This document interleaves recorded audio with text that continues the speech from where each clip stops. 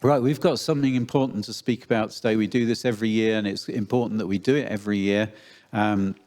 So if you, all of you, listen up. We're going to be talking about what adults called safeguarding. But at the heart of safeguarding is something that we consider very important. It's the subject of everyone being safe. I'm sure every school, every workplace has to think about these things too. No doubt, you who are at school, you might not notice it, but it will be mentioned along the way. And this isn't just for the young either, it's actually for everybody. So I want you to have to think. I want you to have a think about what sort of things. This bit's interactive, by the way. This is not, it's not just me talking. What sort of things can we do to make being at church safe? Got any ideas? Anyone got any ideas? Nobody's got any ideas. I see no hands going up. Tony's got. Sorry, something from the back. Tony, you go. Tony, go first. Yeah, so that's what Tony's doing there on the door at the moment. He trips them up if they try and get in. Well, no, we're happy if they escape. Anything else? What else can we do to make... Yes. Pray. That's very good. Yeah, we can pray. We can pray for each other. How about when we're talking to each other? What can we do to help people know that they're safe?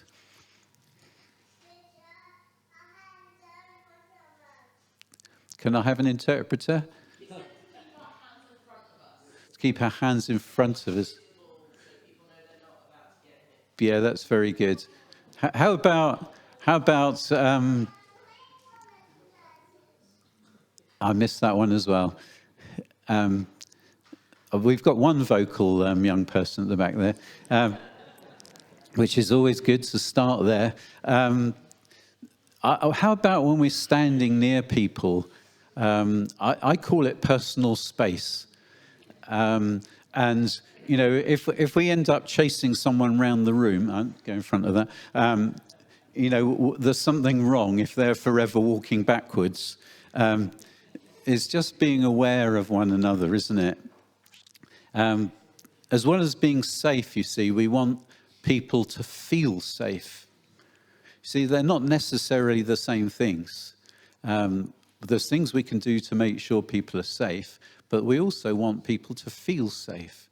And so the way that we interact, the way that we talk, the way that we maybe even sit with people, we can make them either feel safe or we can make them feel uncomfortable.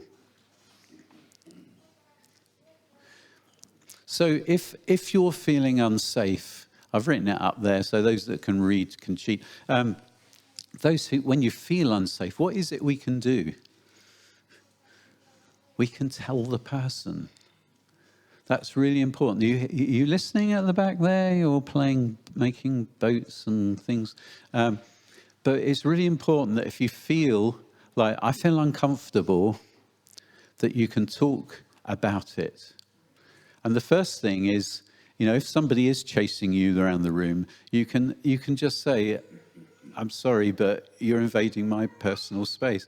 There was a gentleman, we won't talk about who he was, who used to come to this church. He had no idea he did that. He would kind of like come right up to you, and it is like you'd be forever walking backwards. And you know, I always guided so I didn't end up against the wall. But when I said to him, I won't say his name, please can you just give me a little bit of distance? You know, you're standing really close to me. He said, oh, do I do that? And he never realized, nobody had ever said to him, I mean, this gentleman wasn't a young man, but nobody had ever said to him, you stand too close. And so some people just want to be told. So anyway, we're talking about feeling safe. What other things make you feel unsafe? Children, what things make you feel unsafe? Any ideas? Sorry, my wife's saying something. Shouting. Yeah, when people are shouting at you. Shouting! Sorry, that got attention. That can make you feel unsafe. What other things make you feel unsafe? I've got, yes, hand. Violence. Yeah, definitely violence makes you feel unsafe. I would say another thing as well. I would say, when we pray for people, if I'm going to pray for Alan, I'd say, Alan, is it all right if I put my hand on your shoulder? You see, touching people is, again, their space. And so if you're going to touch someone, even if it's praying for them, ask them. Say, is it all right? So that they know what you're about. You're not going to take them by surprise. They're not thinking this is a bit strange. But just ask. Say, is it all right? Because we want to pray for people. And sometimes when we touch them, it helps. Just the work of the Spirit. It's interesting that it does. I don't know why. It doesn't have to be like that. I remember stories of people's shadows healing people, and they definitely weren't being touched. Well, there you go. But the best thing to do if you're feeling unsafe is to talk about it. Did you know that Jesus got really cross with the priests? They're not listening. Hello. Jesus got really cross with the priests of old because they weren't protecting the people. He said that the priests were shepherds. He said they're like a shepherd and the people are the sheep. And he got cross with them because they weren't looking after the sheep. They weren't making sure they were safe. But Jesus said that he is the good shepherd. The good shepherd looks after his sheep. And we want to be like Jesus, don't we? Look after the sheep. And he still does that today. So as I think it was Grace said, we can pray. We can pray to Jesus. So to make sure everyone's safe and keeping each other safe, it's everybody's job. Everybody in the room. Every one of us. Doesn't matter how young you are or how old you are. Making sure people feel safe and are safe is everybody's job. So if you see or hear something that you're not comfortable about, then we encourage you to talk to someone about it. Don't we, Bisi? Yes, Bisi does. And if you're a child, maybe the first person that you speak to might be one of the Spring Up leaders. That would be a good thing to do. If there's somebody you think, I can trust that person, I feel comfortable with that person, then that's the person to speak to. And they've all been trained, they've all had training, and they'll happily find a quiet place to listen to you. Also, we're getting technical now. We have a safeguarding lead.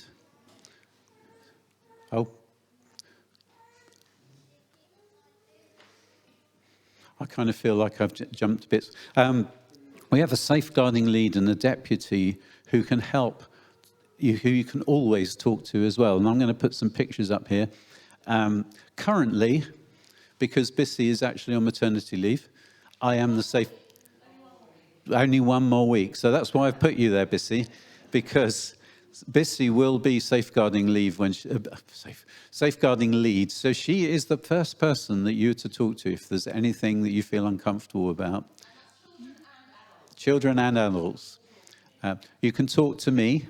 Currently, Wendy is also on there, but as from a week from now, I'm sure Wendy will be delighted to relinquish that role. But we always make sure that there's both a man and a lady as our safeguarding leads. And so you can talk to Bisi or myself about anything you feel uncomfortable about. I'm almost there, and then Bisi's going to come and do story with us. The other thing, and I forgot to bring one with me, but I'm sure there's one here. There is a safeguarding policy. There is a safeguarding policy, and if any of you ever want to see the safeguarding policy, I can get you one, but we have a few of those. There's always one on the back table. That's to make sure that we as a church are doing the right things about looking after people. I think that's all I'm going to say. I will say that the policy is written in what I call grown-up language. It takes me a while to get my head around it, but it's all good stuff.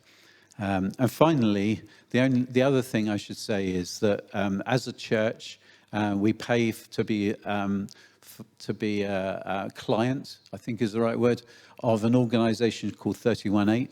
Did I put them up here? We'll put it at the bottom there. 318 are experts at what we call adults call safeguarding, but looking after each other. And if ever we have an issue or when it's something we're uncertain about, we can just phone them up. If you have an issue with me, you think I am unsafe, then you can phone them up. But generally, it's the safeguarding lead that will phone them up for advice, and we have done that a number of times over the years. And we're just so grateful that we've got people on the end of the phone who know what to do and how to do it. And so that's my bit. And Bisi's going to come up and engage the children in a way that I am totally incapable of doing.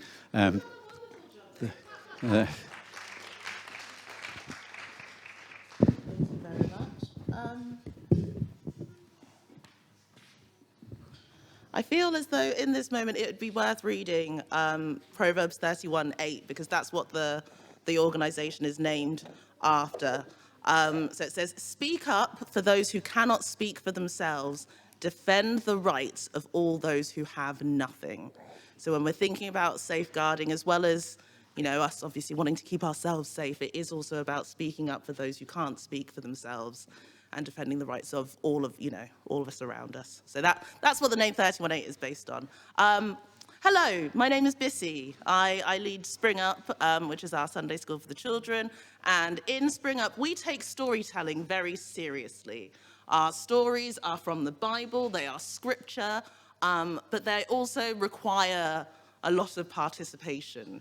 So be ready to participate. I'm also a big fan of props for a story, but I don't seem to have all of my props with me. Okay. So what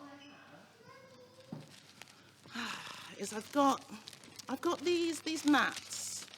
They're two that look the same. They've got these shapes on them, and these will be where the home of the props need to be. They fit into these gaps, but I don't actually have the props. There's two of these. So here's sheet number 1. Dave, would you mind just holding that for me? Thank you. Thank you so much. And here's sheet number 2. I will hold this one. So I need... Oh, wait, that's the wrong way. There we go. They look much the same. So you can see how many spaces do I have on my sheet? How many items are we looking for? Call it out. 4, that's right. So I need 2 volunteers, one to find the 4 bits that we need for that, and one to find the 4 bits that we need for this. Charlie is being volunteered. Charlie, up you come. Up you come. If you can stand next to Dave. Yeah, round of applause for Charlie. Right, and I need someone to be Charlie's rival. Someone who's, yep, okay, Ben, that's great. Up you come, up you come. Round of applause for Ben. Right, you come and stand next to me. You're on the blue team. Okay, other side of me, please, just for the sake of symmetry. Right, okay, so we have Team Charlie, we have Team Ben, Team Red, Team Blue.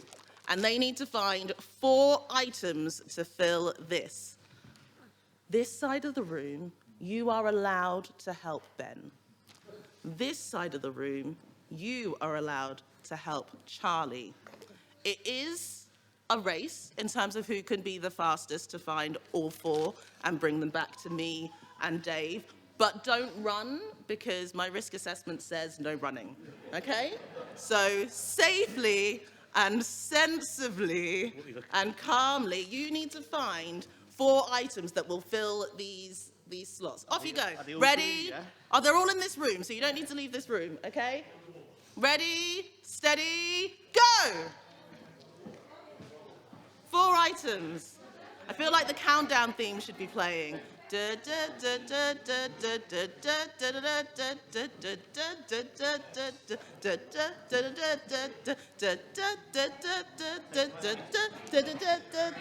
Oh, we've got 1, 2, 3. Oh, well done, Ben! Charlie, how close are you? Okay. Oh, you're missing. Right, so we'll help Charlie find the 4th one in just a moment. I can see him scanning the room. Okay, so we've got a bit of hose pipe with an extension on the end to make it useful. We've got a sponge. We've got a bucket. And we've got a beautifully designed bottle that says wash and wax. So Charlie, what have you got? You've got the bucket, you've got the wash and wax. So you're missing the hose pipe and you're missing the sponge. Right, anyone on this side of the room? Anyone able to help with the sponge or the hose pipe? Sponge or the hose pipe? Oh. One more piece. Where's our hose pipe? There it is. There it is. I mean, I'll be honest, it's slightly set up. I wanted to make sure there was some drama and tension in the finding of these pieces. Okay. Right. So, with the items that we have, hose pipe, sponge, wash and wax, bucket, what could these items possibly be used for? Cleaning my car. Cleaning your cars, that's right. Okay, so Charlie said, I need you to stay, but Dave, you're allowed to sit down, and we can put those props down as well. So, Ben and Charlie, you're going to help me retell a version of a story from the Bible, okay? Don't worry, you have very few lines. In fact, your lines have 1 word. And to help you remember your line, I have this beautiful sash. Okay, so, sorry. Is it all right if I place this over you? Excellent. I'm practicing what Dave said. I asked first. There you go. There you go. Okay. And then, is it all right if I put this on you? Well, it says no, so no.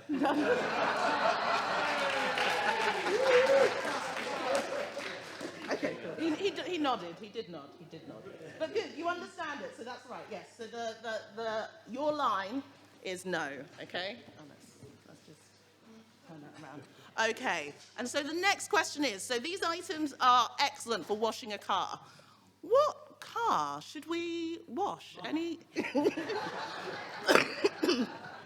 And what car do you have, Dave? A dirty one. Okay, right, so our first bit is for us to wash a Jaguar. Are you guys all right with that, or do we need a nicer car than that? Oh, it needs a nice. I prefer John's car, me. John's car? What car have you got, John? Oh. Outside.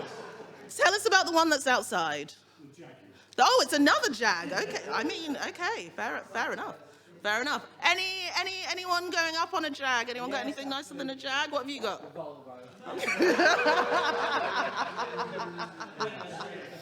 Okay, right. I think we'll leave it at Jag. That potentially those of you with nicer cars don't want to let these two touch it. We'll see. I will say the Nods have got 2 lovely minis outside their house, so you know those are cute. And you've got the pickup. Right, okay, so we're imagining that I have got a lovely Jag that I would like washed. So, gentlemen, I ask you, will you wash my car for me? Charlie? Yes. Yes? He said yes, everybody, he said yes. Ben, will you wash my car? No. No! Oh, he said no. Okay, so I'm gonna go for a walk now, and when I come back, I'm expecting my car to be washed, okay? So I'm just going to... How much you paying me for it, then? Start cleaning the car, then. I mean, there's a time where at this point I'd have run all the way around the hall, but we're not in that season of life right now. Okay, I have returned, and I'm going to ask my wonderful volunteers if they have washed my car. But before I ask, you need to swap sashes. So Do you want me to touch you? there you go, there you go. Right, okay. So, as a reminder, when I first asked who would wash my car, Charlie said yes. Ben You got that the wrong way round. said It no. on. You actually... Did I write some of them wrong? I don't know how that happened. Oh, it's twisted. Oh, mine's upside down as well. This was meant to be so simple. Yeah, there we go. Okay, right. So to recap, when I initially asked them to wash my car, Charlie said yes, and Ben said no.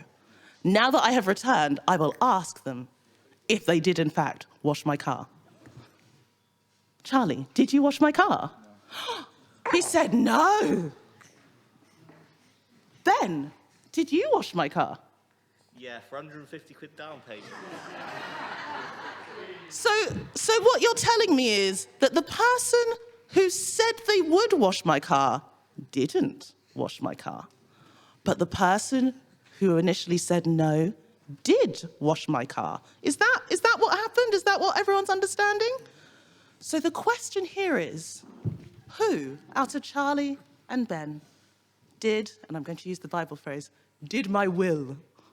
Who did my will? Hands up if you think it was Charlie. Oh.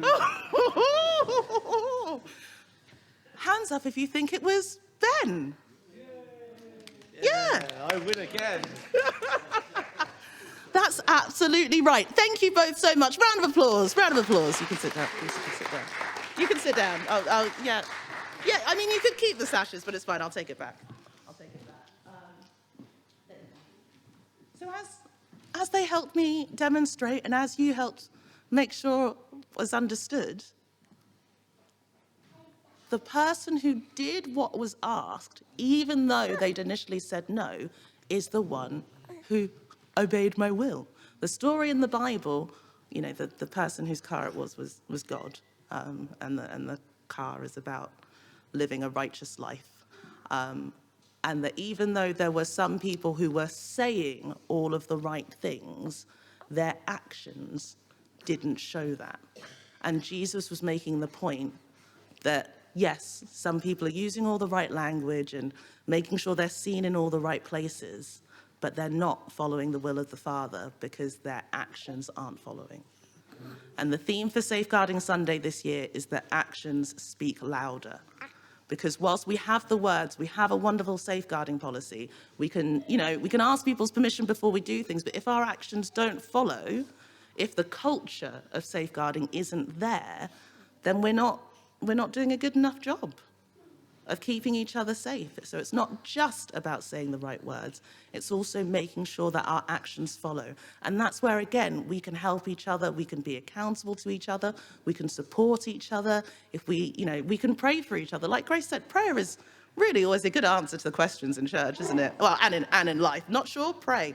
But genuinely, yeah, we can pray into the culture of our church, that we are a church that not only knows how to stay safe, but feels safe. For those of us who come regularly, for those of us who visit, for those who interact with our church members out and about, for that safety, for that comfort to go with us, to be, what does the Bible verse say? Like a sweet perfume, that fragrance, that sense of safety. Sorry, I've gone off script.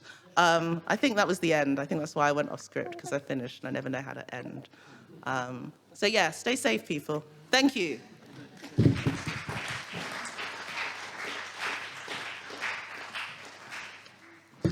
Great crash landing. King David had a car. He went out in triumph. Anyway. Sorry? He roared in triumph, did he?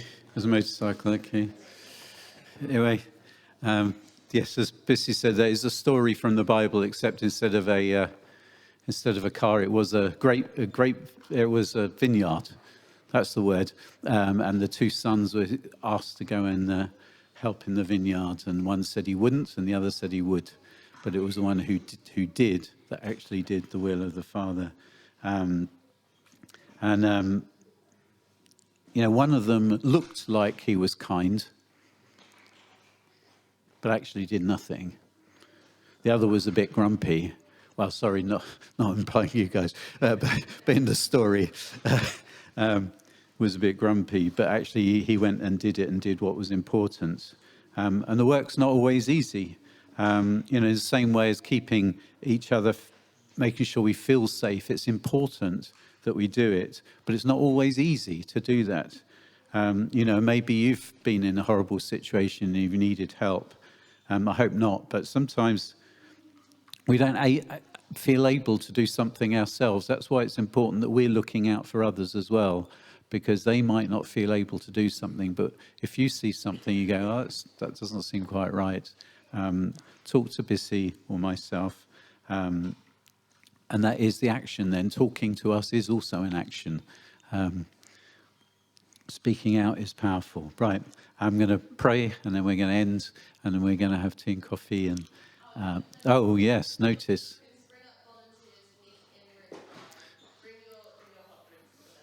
Yes. Quick meeting after this meeting. That's good. Lord Jesus, you are the good shepherd. And today we ask that you comfort and heal all who have been hurt and feel afraid because of what others have done. I pray that you help us to care for each other too, so that everyone in Life Spring is safe and feels like they belong to this family. Give us courage when we need to say something, and may your love and protection be with us every day. Amen.